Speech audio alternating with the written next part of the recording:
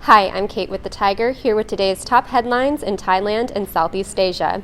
Stay tuned for a quick update on the COVID-19 situation in Thailand, and don't forget to subscribe to our channel.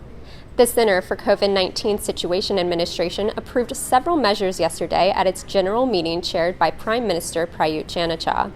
The CCSA approved a reduction in the mandatory quarantine for vaccinated arrivals from Friday.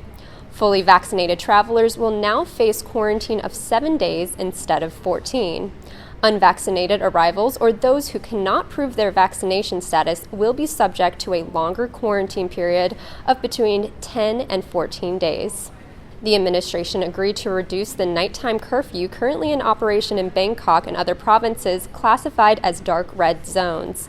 The curfew will now run from 10 p.m. to 4 a.m., just an hour shorter than the current 9 p.m. to 4 a.m. stay-at-home order.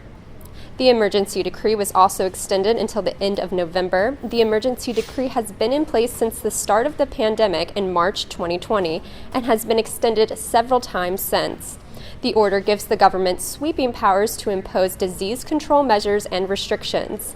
The CCSA was also established under the emergency decree.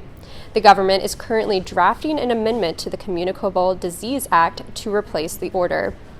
The Tourism Authority of Thailand is pushing for Malaysia and Indonesia to be added to the approved list for the Phuket Sandbox, as there is demand in both markets. The Bangkok Post reports that an official from the Tourism Authority's Jakarta office says Indonesians are allowed to travel abroad but cannot enter Thailand through the Phuket Sandbox. Instead, they have to go through quarantine if they come to Thailand. The reason given is that Indonesia is still considered high risk following a severe COVID-19 outbreak in July. Meanwhile, in Malaysia, a tourism official at the Kuala Lumpur office says locals are not permitted to travel internationally for now. Malaysia is not on the approved list for the Phuket Sandbox. However, the country was the second largest tourism market for Thailand before COVID-19. The official says Malaysians have expressed interest in the Phuket Sandbox, and nearly 80% of Malaysians are now fully vaccinated. Rental car companies in Phuket have filed complaints with police after their cars and vans were never returned. A report from the Phuket News says a total of 10 vehicles have been reported as stolen. An owner of one of the rental companies says a person who they believe is a member of a gang told her that they need to rent a car for business involving a cannabis plantation. The group rented one car and then another a few months later. They paid as usual for a couple months, but then told the rental operator that they had a problem with their account and could not transfer the money. The group then stopped responding to calls from the rental company. Another local car rental company told the Phuket News that the group had rented 4 vans and had not paid or returned the vehicles. And here are the top headlines in Southeast Asia. In Myanmar, the country's military launched airstrikes following clashes with anti-coup fighters. Reuters reports that the airstrikes reportedly happened in the central region in Myanmar, and phone lines and internet were cut in several districts.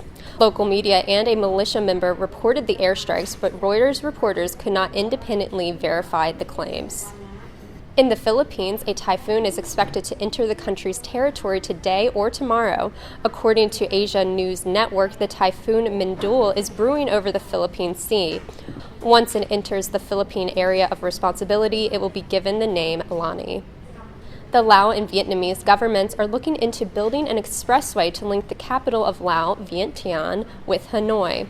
According to local media in Laos, there are 2 routes being considered, and the governments will seek assistance from Japan to conduct a preliminary feasibility study for the project.